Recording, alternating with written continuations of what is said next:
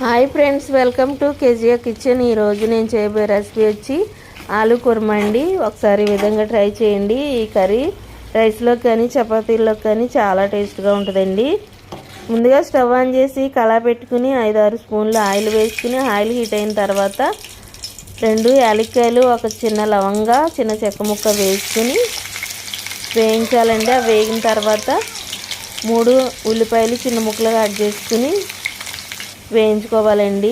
వేగుతూ ఉండగా 1 స్పూన్ జీలకర్ర, 3 ఎండుమిర్చి వేసుకుని వేయించాలండి. అలాగే 2 రెమ్మలు కరివేపాకు కూడా వేసుకుని గోల్డెన్ బ్రౌన్ కలర్ వచ్చే వరకు వేయించుకోవాలండి. అలాగే మనం ముందుగా రెడీ చేసి పెట్టుకున్న 2 టమాటాలు, చిన్న అల్లం ముక్క, 4-5 వెల్లుల్లి, పచ్చిమిర్చి పేస్ట్ చేసి ఆనియన్స్లో వేసి ఫ్రై చేసుకోవాలండి. పచ్చివాసన పోయే వరకు వేయించుకుని ఈ విధంగా ఆయిల్ బయటకు వచ్చే వరకు వేయించాలండి. వేగిన తర్వాత 2 స్పూన్లు సాల్ట్, 1 స్పూన్ పసుపు, అలాగే 2 స్పూన్లు కారం వేసుకుని మొత్తం కలుపుకుని ఈ విధంగా వేయించాలండి. ఇలా వేగిన తర్వాత మనం ముందుగా కట్ చేసి పెట్టుకున్న బంగాళదుంప ముక్కలు ఈ గ్రేవీలో వేసుకుని మొత్తం కలిసే వరకు, ముక్కలు పట్టే వరకు తిప్పుకుని 2 నిమిషాలు మూత పెట్టి మగ్గనివ్వాలండి. మగ్గిన తర్వాత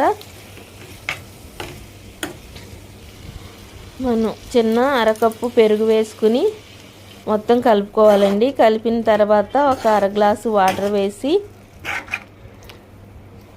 మూత పెట్టి ఒక 5-6 నిమిషాలు ఉడకనివ్వాలండి. ఇలా ఉడికిన తర్వాత ఒక గుప్పుడు మెంతికూర వేసుకుని మొత్తం కలిసే వరకు తిప్పుకొని 3 నిమిషాలు మూత పెట్టి ఉడకనిచ్చిన తర్వాత ఇలా రెడీ చేసుకోవడమేనండి.